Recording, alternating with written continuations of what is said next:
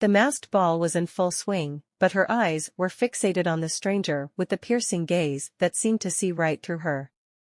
Amidst a sea of elaborately dressed guests, swirling in a dance of colors and lights in the grand hall of the Château de Lumière, he stood apart.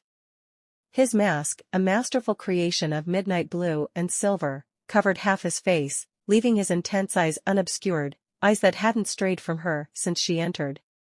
Isabelle, draped in a gown of soft emerald that complemented her auburn hair, felt a mixture of intrigue and unease. She had come to the ball seeking a distraction from the monotony of her aristocratic life, a life filled with endless parties and empty conversations. Yet, this encounter, this unspoken connection with a stranger, was not something she had anticipated. As the music swelled, a familiar waltz filled the air, and Isabelle felt a gentle hand at her elbow. It was Henri, a long-standing suitor whose affections she tolerated more out of obligation than interest. Henri, with his practiced smile and rehearsed compliments, offered her his hand for the dance. Reluctantly, she accepted, all the while her gaze drifting back to the mysterious stranger. The dance was a blur. Henri's words were lost on her as she moved through the motions, her thoughts entangled with the man who watched her from across the room. The stranger's presence was magnetic, pulling her into an orbit she neither understood nor could resist. As the dance ended, Henri, ever the gentleman, kissed her hand and excused himself, leaving Isabelle alone once again.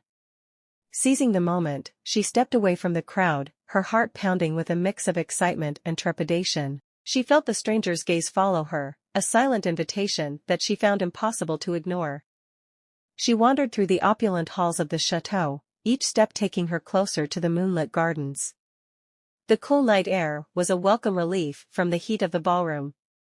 The garden was a vision of nighttime beauty, with its marble statues and fountains softly illuminated by lanterns. As she walked along a secluded path, the rustle of leaves behind her signaled his approach. She turned to face the stranger, her breath catching in her throat.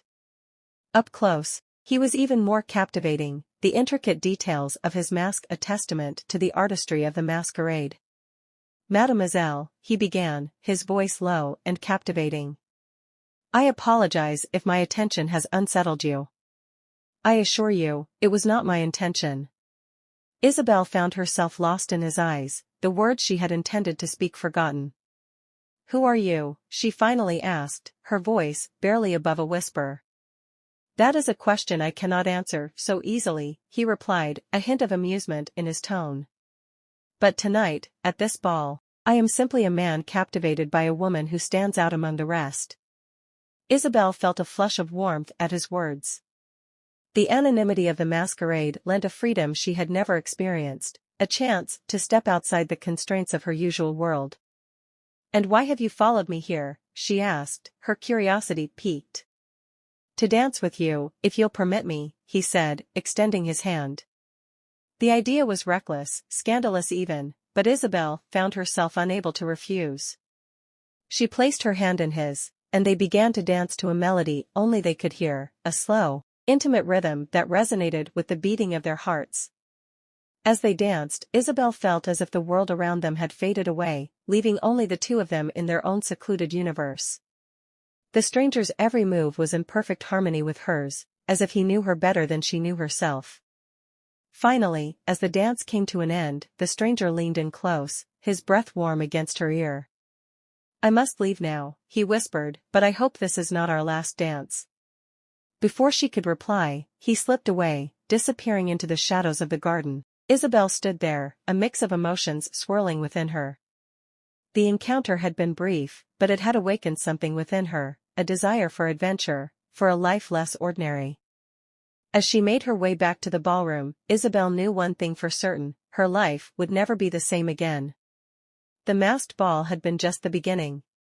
The mystery of the stranger and the promise of what lay ahead beckoned her into a future filled with unknown possibilities. And so, under the starry Parisian sky, Isabelle's story began.